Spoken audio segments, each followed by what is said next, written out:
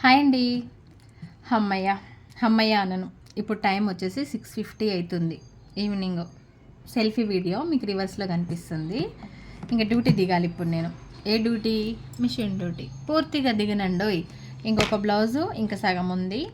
ఈ డ్యూటీ దిగి అక్కడక్కడక్కడక్కడక్కడక్కడ ఆ డ్యూటీకి ఎక్కాలి. అంటే వంట చేయాలన్నమాట. వంట డ్యూటీకి వెళ్ళాలి.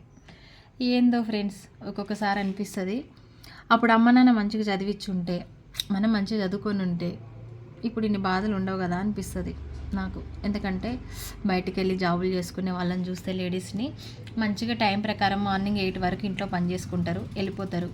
మళ్ళీ సాయంత్రం 5కి అట్లా వచ్చేస్తారు, మళ్ళీ ఇంట్లో పని చేసుకుంటారు, ప్రశాంతంగా ఉంటారు అనిపిస్తుంది. ఇక వాళ్ళ ఒత్తిడి వాళ్ళకు ఉండొచ్చు, వాళ్ళ బాధ వాళ్ళకు ఉంటుంది. ఇక నా వర్షన్ నేను చెప్తున్నా, నాకు అట్లా అనిపిస్తుంది.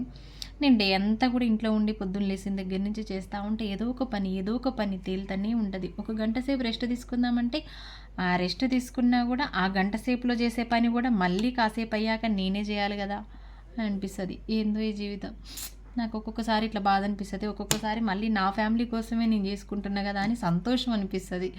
ఏమో నాకు ఈ విషయంలో ఏం అంతు చిక్కట్లేదు ఫ్రెండ్స్. సరే ఏదైతే ఉంది కానీ నేను అందరికి ఒకటే చెప్తున్నా, పిల్లలు ఎవరైనా ఉన్నారు, మీరందరూ వీడియో చూస్తుంటారు కదా, మంచిగా చదువుకోండి అమ్మ, మంచిగా జాబులు చేసుకోండి, ఓకేనా? ఏ పనైనా కష్టపడాలి, జాబ్లో అయినా కష్టం లేనిది ఏది రూపాయి రాదు, కానీ అది బెటర్ అని నేను చెప్తున్నా. ఆలోచించుకోండి, అర్థం చేసుకోండి, ఓకేనా? బాయ్ మరి.